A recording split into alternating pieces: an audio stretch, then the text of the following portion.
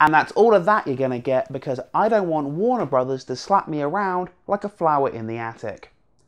For those of you who don't know, Animaniacs was a mid-90s cartoon that, while aimed at kids, snuck in an absolute shitload of adult humour. And by the gods, it recently returned to the American Netflix service. And as a result, I have binge watched it over and over and over again. If you've never checked it out, let me put it this way. If you caught on to the stuff that Rareware slipped into Banjo-Kazooie, you're gonna love this. Besides the main three characters, the titular Animaniacs themselves, Yakko, Wakko and Dot Warner, the show featured sketches from a large cast, including Goodfellas, which was an avian parody of Goodfellas, an elderly squirrel named Slappy and her nephew Skippy, a man-sized chicken Boo, Rita the cat and the helpless Runt the dog, two larger-than-life hippos, and the cult favourites Pinky and the Brain. So it's safe to say that the show still has a cult following through to this day. And, much like everything from the 90s, the Animaniacs got their own video game.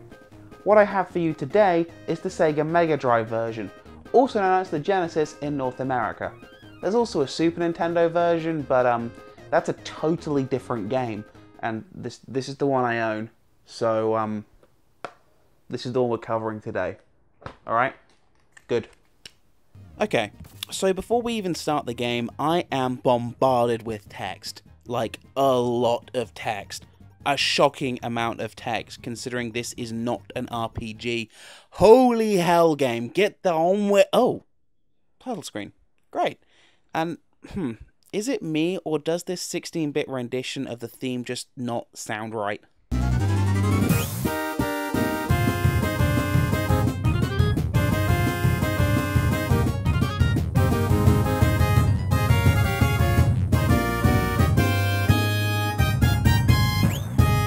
This is a pretty bad start, but you know what, it was made by Konami back in the mid-90s when they actually cared about making video games and not, you know, fucking pachinko machines.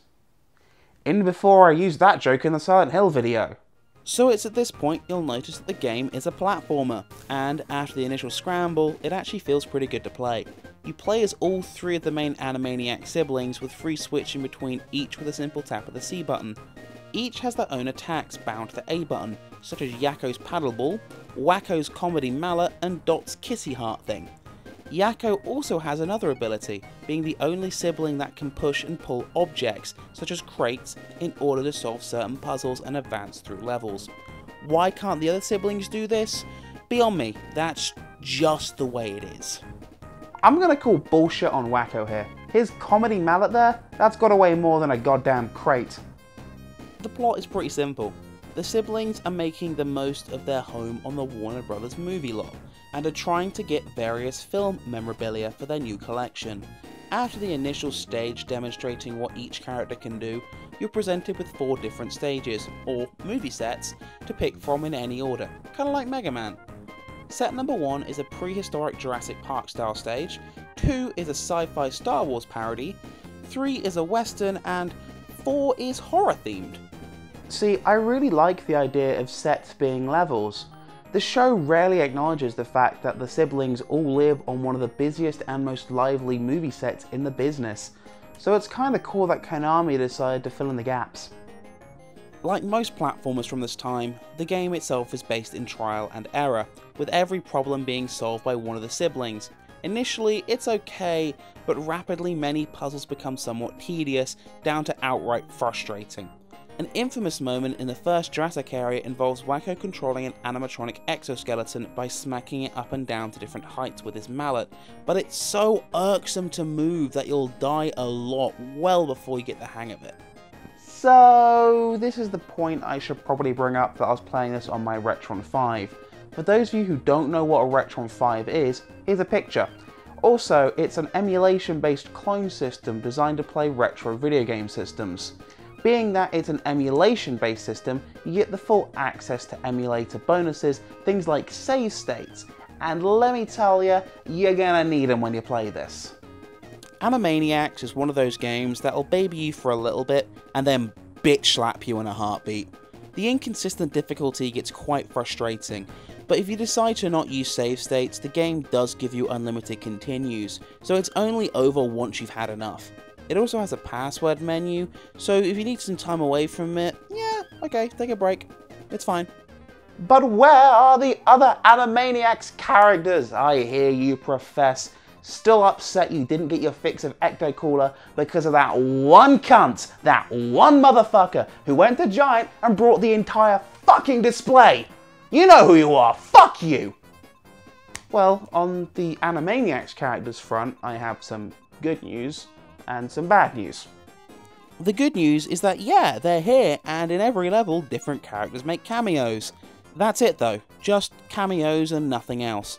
How great would it have been to get bonus rounds or even mini-games where you get to play as Slappy Squirrel to gain an extra life or two, and they're really scarce in the game, so this would have been a great addition.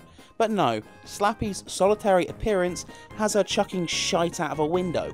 Honestly, at times it feels like this game could have been any other cinema-themed game that has had the Animaniacs slapped on for title recognition. The game doesn't really seem to know that much about the source material. On several occasions, it refers to Hello Nurse simply as the Nurse, and on one baffling moment, Yakko calls Dot Dotty.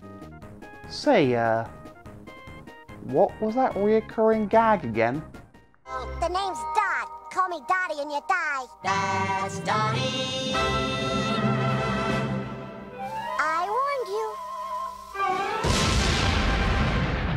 Maybe the developers should have done more than just read the back of the VHS tape and call it a day on the research. That's a pretty serious boo-boo, guys. Before you get to claim a piece of memorabilia, you have to fight the security guard Ralph in a boss fight, and it's here that Wakko becomes the most useful sibling. Sure, Yakko can temporarily stun him, but on 2 of 3 fights, Wakko is the only one who can damage him, making Dot completely useless. The fights themselves are just okay, a little frustrating, but none are cheap per se. The cheapness comes later, after you've gotten all of the memorabilia, and the siblings decide that the one thing they don't have, and what they outright need, is a well-deserved Felix statue. Meow meow, motherfucker. The final stretch is straight out of hell. The segments aren't hugely long, but each one is a fucking death trap. This right here is where playing on the Retron 5 came into play the most, with me obsessively save stating after each segment. The worst has to go to this one bit right in the middle of the firewall run. You have to pull out a box just enough to jump on top of it, then squeeze through the smallest possible gap with enough time to get a head start before the stage falls apart. This took me 4 goddamn ever. And my reward at the end of all of this? My kitty cat statue. This artificial difficulty spike thing that a lot of retro games do really gets on my nerves. So if you're an indie developer, yeah, I'm talking to you, and you're making a 2D platformer, like a lot of indie devs are doing, I get it, it's cheap. You want an epic final stage, right? That's fine, but please make it based on skill and not this masochistic ROM hack hellhole I just played through with this cute and cuddly pretend thing. I didn't break it, did I? Ah, crap. After we've gone through all that, Pinky and the Brain pop up and decide that to control the world, they need to control the motion picture industry and steal the memorabilia from the Warner kids. Ironically, the kids themselves just stole it from its rightful owners anyway, but what we get is a final boss against the mice, inside the mechanical suit used in the short Win Big that they used to enter a TV game show. And for once, holy crap on a cracker, Dot is useful! You have to blow a kiss to an absent-minded bomb-throwing Pinky, and when you land one, he then throws an unlit bomb by accident. You then have to switch to Yakko to push it towards the dastardly duo, and then switch to Wakko to light it. Rinse and repeat until Form 2, where the robot splits into the torso and the legs. Then, instead of attacking the legs, attack the torso some more with the same tactic. Hurt the thing that's actively attacking me? Nah man, that's too easy. Gotta get some violence on lab rats. And that's it. Brain goes down, gets a hilarious screw in the head, and the game's over. There's a credit roll for all the characters from the show, some of which I've got no idea where they got to, and boom, that's it. End. hit reset and play again. I'll be fair, I've played worse. The controls are pretty good, and the initial 4 levels are pretty sweet. It's just that final stretch that comes straight out of goddamn hell. Honestly though, it kind of feels like Warner Brothers wanted a video game out there with their property to rival the likes of Cast of Illusion and DuckTales coming out of Disney. You know, trying to play catch up. I'm so glad they bucked that trend. Gotta get some violence on Lab Rats.